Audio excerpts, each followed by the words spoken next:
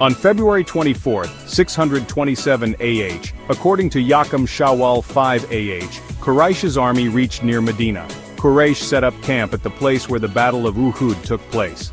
Two rivers used to meet there. All other tribes set up camp to the east of Uhud's hill. To find out whether the people of Medina had received news of the arrival of Quraysh's army or not, Quraysh sent 2 spies to Medina in the guise of merchants. Abu Sufyan and all his deputies tried to attack the people of Medina unannounced. But the very next day, a Jewish spy from Quraysh came to Medina. He told Abu Sufyan that the Muslims had received news of the arrival of the army. There was fear among the Muslims. The Jewish spy told him that the whole city was in fear, but the hearts of the Muslims were strengthened when the Prophet Muhammad and his close companions were challenged.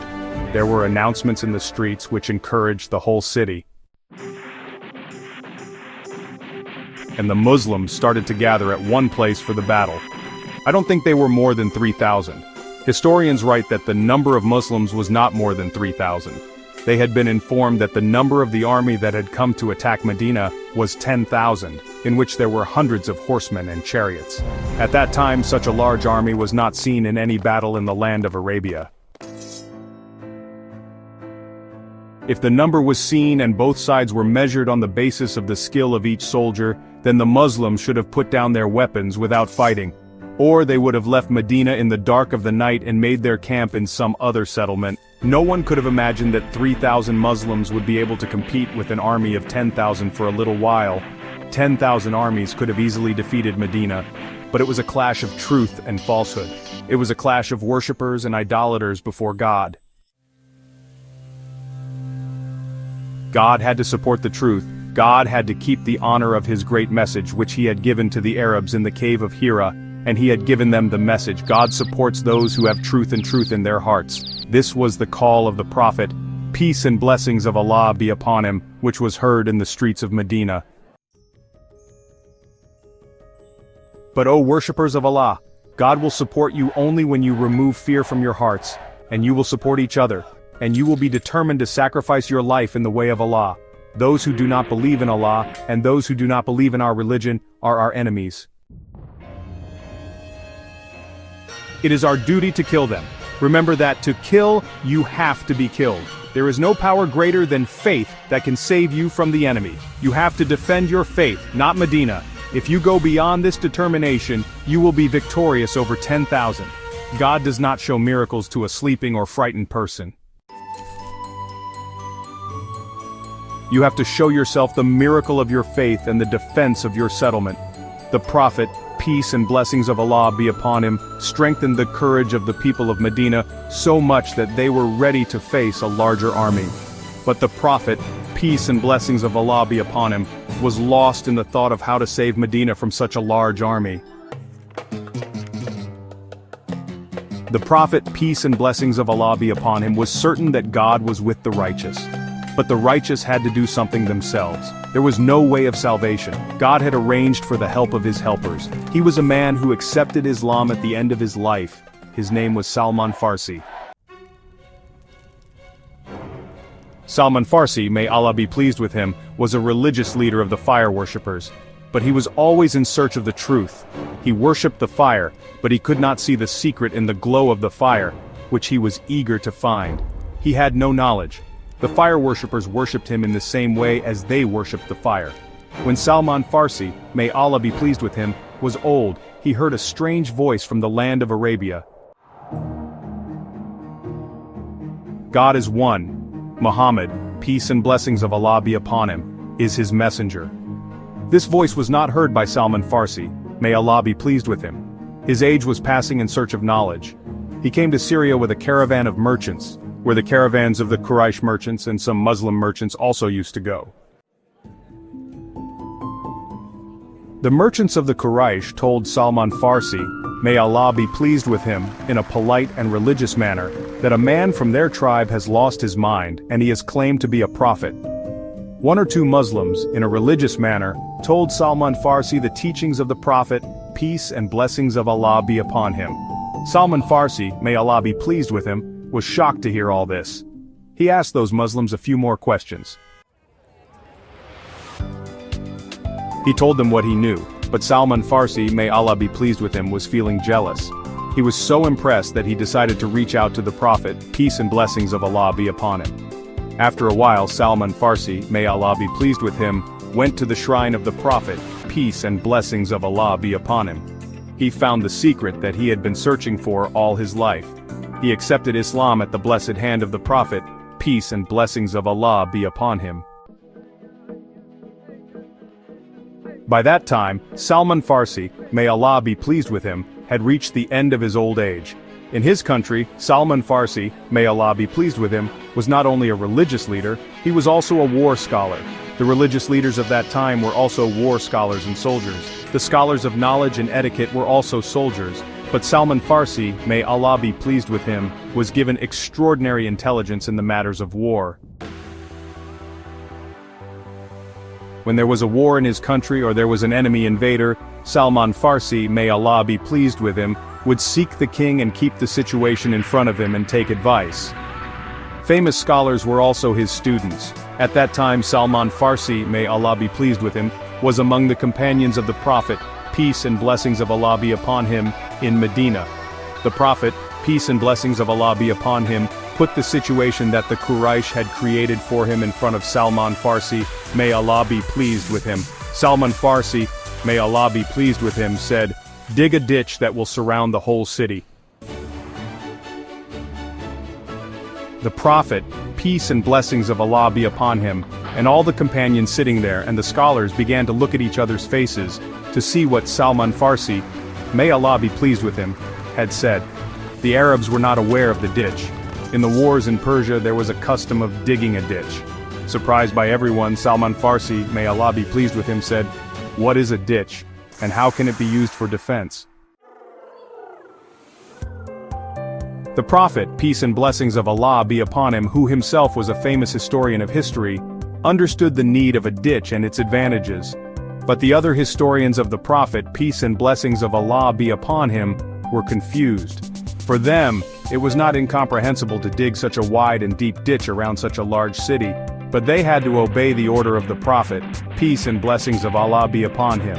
The length, width and depth of the ditch was calculated. The Prophet, peace and blessings of Allah be upon him, calculated the number of people who dug the ditch. The Prophet, peace and blessings of Allah be upon him, divided the work of digging into that number, and 47 men were involved in the excavation. The Prophet, peace and blessings of Allah be upon him, saw that people still did not understand the ditch, and they were hesitating to dig. So the Prophet, peace and blessings of Allah be upon him, picked up the hoe and started digging. As soon as he saw this, the Muslims, carrying hoes and plows, started shouting slogans and tearing the ground. From there, a poet by that time, Hassan bin Thabit, came. Hassan was a famous poet, whom the Prophet, peace and blessings of Allah be upon him, often kept with him. At that time when the Muslims were digging the ditch, Hassan, peace and blessings of Allah be upon him, started reciting such slogans that the people who were digging the ditch were overwhelmed with passion and, well, enthusiasm. The length of the ditch was not short, it had to go miles away. This ditch had to be dug from Shaikan's mountain to Jabal bin Ubaid. The ground was soft and fertile, and it had to be completed very quickly, because the enemy was sitting on the head.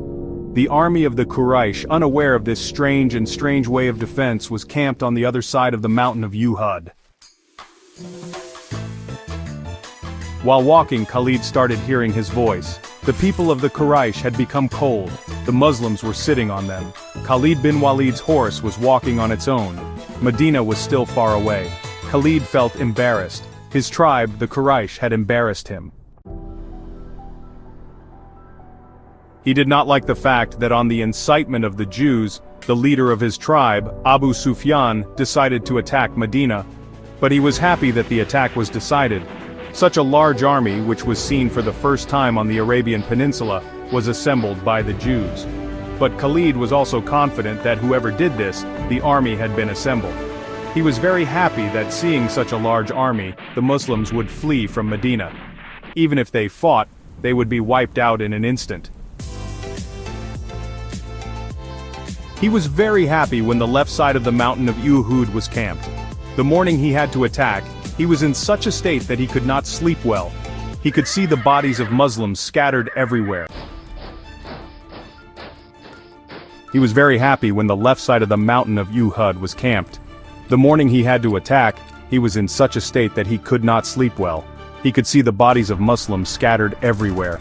The next morning, when the army of the Quraysh and the other tribes, whose number was 10,000, left the camp and reached near the city for an attack, he suddenly stopped. There was a very deep ditch dug in front of the city. Abu Sufyan, who was in the heart of the army, saw the army stopped and ran ahead. Abu Sufyan was screaming, "Why have the warriors of the Quraysh stopped? Move like a storm and crush the Muslims of Muhammad. Break the bricks of the city." When Abu Sufyan's horse went ahead, he pulled the reins of the horse and his horse stopped, just like all the riders of his army were standing still. There was a ditch in front of him. Silence fell on him. Abu Sufyan said angrily, "By God, this is a new thing that my eyes are seeing. The warriors of Arabia fight in the open field. Call Khalid bin Walid, Ikrimah, and Safwan." Abu Sufyan took the horse running along the edge of the ditch. He could not see any place from where his army could cross the ditch. This ditch went from the mountain of Shaken to the top of Jabal Bani Ubaid. In the east of Medina, there were mountains of Shaken and Lawa. This was the natural defense of Medina. Abu Sufyan went far. He saw that the Muslims were roaming across the ditch as if they were guarding. He turned his horse back and walked towards his army. 3 horses were running towards him, which stopped near him. They were the horses of Khalid, Ikrimah, and Safwan. Abu Sufyan said to those 3, "Can't you see how cowardly the Muslims are? Have you ever fought your enemy by creating obstacles in your way or digging obstacles?" Silence fell on Khalid bin Walid. Today, when he was going towards Medina, he remembered that he had not stopped thinking that Abu Sufyan had rightly called the Muslims cowards. In fact, by remaining silent, he was lost in the thought that this ditch was not a sign of cowardice, but of wisdom. The one who had thought of this method for the defense of the city, he was not an ordinary intelligent person. Even before this, he felt that Muslims do not rely on their physical strength to fight. They also use their intellect. Khalid bin Walid's mind kept thinking such war tactics. Despite being in a very small number in the battlefield of Badr, the Muslims had defeated the Quraysh badly. Khalid bin Walid sat alone and evaluated that fight. In this victory of the Muslims, he saw the military intelligence of the Muslims. He thought that there was something else too, Khalid. There was something else too. I will not believe that this was the effect of the magic of the Prophet Muhammad, or there is some magic in his hands. The action and expression that our intellect cannot understand, we call it magic. There is no scholar in the people of the Quraysh who can defeat the people of the Quraysh with the passion of Muslims, and think of such war tactics that crush the Muslims at once. Abu Sufyan was saying to Khalid, Ikrimah and Safwan, "I swear to God, we will not go back because the Muslims have dug a ditch in our way." Then he asked them, "Can you think of a way to cross the ditch?" Khalid bin Walid started thinking of a way, but he thought that even if his army crossed the ditch, it would not be easy to defeat the Muslims, no matter how small the number. The people who have torn the chest of the earth and the rocks in a short time, even the largest army of those people will be able to defeat them with a little difficulty. Abu Sufyan looked at Khalid lost in deep thought and said, "What are you thinking, son of Walid? We don't even have time to think. The Muslims should not think that we have gone mad." Ikrimah said, "We should see the whole ditch." Safwan said, "There must be a place from where we can cross the ditch." Khalid bin Walid said with confidence, "The Muslims have dug a ditch and sat inside. We will sit outside. They will get tired of hunger and one day, they will come to this side of the ditch where we are." Abu Sufyan said, "Yes, I think this is the only way that will force the Muslims to come out and fight." Abu Sufyan went to Jabal Bani Ubaid to see the whole ditch with his 3 deputies.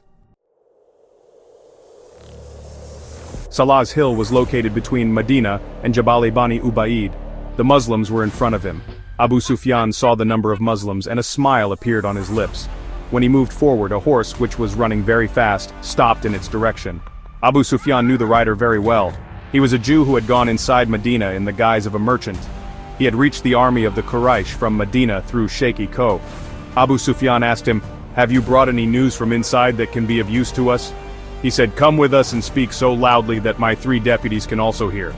The Jew said, "The arrangements made by the Muslims for the protection of the city and its population are as follows. You must be aware that Medina is a city of small castles and settlements adjacent to each other. The Muslims have sent the city's women, children and the weak to the castles behind. To keep an eye on the ditch, the Muslims have arranged for 2,500 men to guard the ditch. These men are armed with swords, spears, and arrows. They have divided the area in which they walk all day and all night. Wherever you try to cross the ditch, a large number of Muslims will reach there, and there will be so many arrows and spears that you will not be able to do anything but run behind. It is also possible that at night, the desire of the Muslims will come out of the ditch and kill you and go back." Abu Sufyan asked, "What is Abdullah bin Ubay doing?" The Jewish spy said, "O leader of the Quraysh, you have not been able to understand humans even after so many years. Abdullah bin Ubay is a hypocrite. The Muslims call him the leader of the group of hypocrites, and we consider him a traitor of Judaism. He betrayed us by being a Muslim. He went to the Muslims and betrayed them for your sake. If you had won the battle of Uhud, he would have been with you. But seeing the weakness of the Muslims, he turned away from you and the Jews. You should not trust a man who is not a follower of any religion and is not loyal." Abu Sufyan asked, "And where is Huyya bin Akhtab?" Khalid bin Walid remembered the scene of the siege. The part of the army that was under his command, he had arranged it very well in the order of the siege. This siege lasted for 22 days. In the first 10 days, the Muslims in the city began to feel the lack of food. But this could not benefit the Quraysh because they had brought very little food and provisions with them. It was not in their conjecture that the Muslims would keep them in their siege for a long time. More than the lack of food that the people of the city were feeling, the lack of food began to show its effect in the army of the Quraysh. The soldiers began to look particularly restless. Historian Ibn Hisham has written that in the absence of food in the city, half of the food was being given to the people every day. The hypocrites and the Jewish destroyers had taken a covert action. No one could know where this voice came from, but this voice spread throughout the city. Muhammad is arranging for us to die such a bad death. On the one hand, he says that very soon the treasures of Caesar and Kisra will be at our feet. On the other hand, we did not even see the effect of his prophethood that food came down from the sky for us. The people had accepted Islam, but they began to be affected by the voices of the stomach. The last voice gave them freedom from the ghost of the stomach. Will you tell God that we considered our stomachs more sacred than God? It was a loud voice of the night that began to be heard in the alleys of Medina. Today, God will have those people who will let his messenger go hungry and thirsty. By God, what will happen to the more cowardly and shameless people of Medina that we will stand at the feet of the people of Mecca and say that we are your slaves? Give us something to eat. The messenger of God was so hot-headed in the defense of the city that he became one day and night for the prophet.